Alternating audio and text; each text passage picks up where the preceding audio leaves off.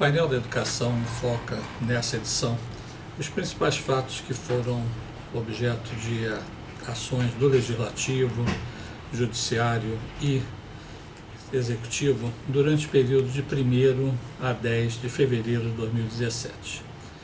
Nesse período que marca a retomada, inclusive, das ações do Congresso Nacional, nós tivemos o fato mais relevante de todo o conjunto, foi a aprovação da reforma do ensino médio. A transformação da medida provisória 746 em lei foi decidida pelo Congresso, após já ter sido votado na Câmara dos Deputados, mas dependia de apreciação no Senado Federal. E os senadores aprovaram, por uma grande maioria de votos, aprovaram o texto como ela veio da Câmara dos Deputados. Houve uma razão para isso, porque se tivesse qualquer modificação, mesmo que fosse de detalhes, exigiria o retorno à Câmara para uma revisão. E isso correria risco de demorar e ser bastante longo esse novo debate na Câmara. E a medida provisória tinha um prazo, e tem um prazo de validade, que se encerra agora nos primeiros dias de março. Então, com esforço político, com decisão do Executivo, o Legislativo votou, aprovou, e essa nova reforma do ensino médio será sancionada pelo Presidente da República, será transformada em lei dentro de poucos dias. Então, com certeza, nós teremos uma modificação da LDB, uma modificação da lei do Fundeb, uma modificação do Fundeb que envolve alguns aspectos financeiros e uma modificação também da consolidação das leis do trabalho, porque atinge também alguns aspectos na relação entre empregados professores e estabelecimentos de ensino. Mas vamos aguardar a sanção presidencial e vamos, na próxima edição, com certeza, abordar em mais detalhes, porque já deverá acontecer até o dia 20, no máximo dia 25 do mês de fevereiro, antes do Carnaval, teremos a vigência da nova lei.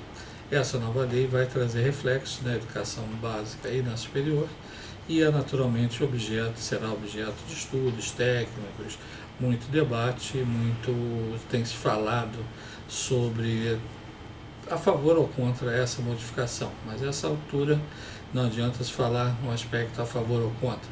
Nós temos que estudar mecanismo de cumprimento de uma lei até que ela possa ser derrubada por uma ação direta de inconstitucionalidade, que tramita inclusive no Congresso, no Supremo Tribunal Federal, ou por uma modificação através de uma nova medida provisória ou através de projeto de lei, mas isso demoraria bastante. Um outro fato também relevante nesse período foi a definição da eleição dos presidentes da Câmara e do Senado. Obviamente isso precedeu a votação, mas nós tivemos a aprovação, a eleição dos presidentes das comissões da Câmara e do Senado, e temos nesse exato momento um processo de escolha dos presidentes das comissões de educação de ambas casas legislativas. Não temos ainda nomes, temos uma tendência partidária, mas a composição das presidências será importante no Senado, que exercerá 2 anos, e na Câmara é apenas um ano. Mas é certo também que nesses próximos dias tenhamos os presidentes das 2 casas legislativas no campo da educação sendo aprovados e escolhidos pelos partidos políticos. Outro ponto também que foi objeto de decisão do Executivo nesse período foi a definição das restrições, inclusive do teto do FIES. O FIES teve modificação na legislação e os valores do FIES reduziram razoavelmente, mas que vai atingir principalmente os cursos de valor mais elevado. Então, o teto máximo mensal ficou de R$5.000, 30 mil por semestre, e atinge quase os cursos os cursos de saúde na área de medicina, odontologia especialmente, mas atinge também alguns cursos de instituições top que têm valores de semestralidade superior a R$30.000. Mas a grande parte das instituições não teve um corte, esse valor de corte não trará prejuízo. embora nós saibamos que todo processo de escolha é um processo bem mais complexo e o aluno está tendo muito mais prudência na contratação. Um outro ponto também que merece ser comentado foi a publicação das súmulas de novembro do Conselho Nacional de Educação. Essa súmula de novembro estava atrasada bastante, nós já estamos em fevereiro, mas houve a publicação, a promessa da publicação de dezembro nesses próximos dias, e nós temos então, tivemos ainda a liberação das pautas dos processos que serão analisados nessa semana de 13 a 18 de fevereiro. Então nós temos nesses próximos dias, 13, 14, 15, 16, melhor dizendo, de fevereiro, a reunião do Conselho, e já temos então uma pauta conhecida com reuniões apenas da Câmara de Educação Superior e da Câmara de Educação Básica. O Conselho Pleno não se reúne esse mês porque o calendário prevê apenas nos meses ímpares.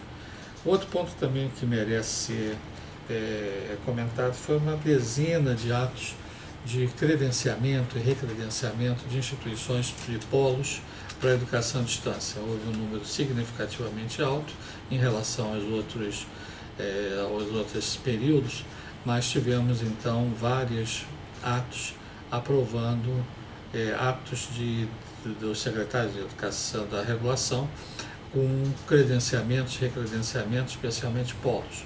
Temos uma instituição que tem mais de 500 polos de educação à distância, todos foram listados, e outras de quantidade menor, mas foi um avanço bastante significativo, já que essas instituições dependiam desses atos de recredenciamento para poder ter uma vida mais regular, em termos assim, dentro da legislação vigente.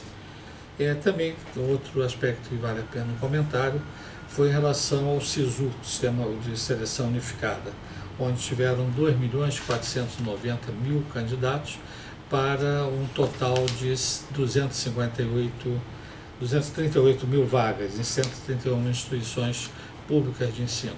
Então nós vamos ter aí um excedente significativamente alto, de mais de 2.200.000 estudantes que tentaram a universidade pública, mas não conseguiram.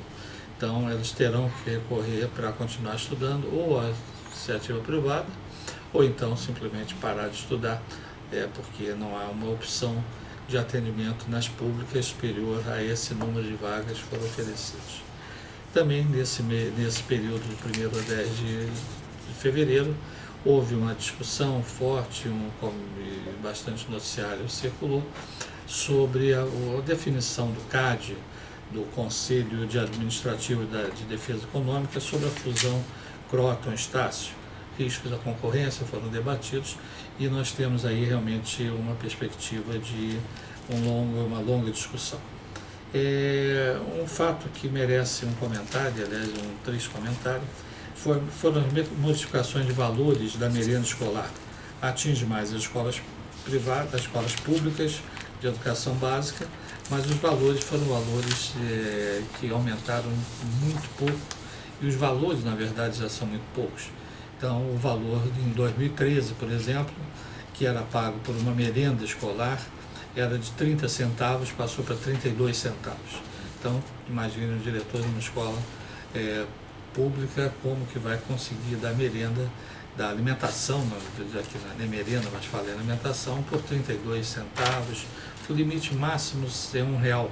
R$1 não dá muito para você dar qualquer sustento para os alunos estudarem e pelo menos terem condição de prosseguir na sua aprendizagem. Também vale a pena um registro, que é importante que vocês, dirigentes das instituições, procuradores institucionais, observe as portarias e despachos do MEC. Algumas portarias têm citado apenas números, não nome das instituições. Então você às vezes está condicionado a tentar olhar a sua instituição, ver se está autorizado ou não o curso e tal, mas tem tido, principalmente, alguns atos têm citado apenas o número da portaria e o número do processo, então tem que ficar muito atento nesse aspecto. E por fim, também já se aproxima a abertura do calendário, e já para alguns casos, calendário de novos processos regulatórios no Ministério da Educação, e todas essas instituições precisarão observar exatamente onde é o seu processo, qual é o período que vai ser colocado. A maior parte é março, mas a partir de fevereiro alguns casos já foram devidamente abertos. Assim foi o período de 1º a 10 de fevereiro de 2017.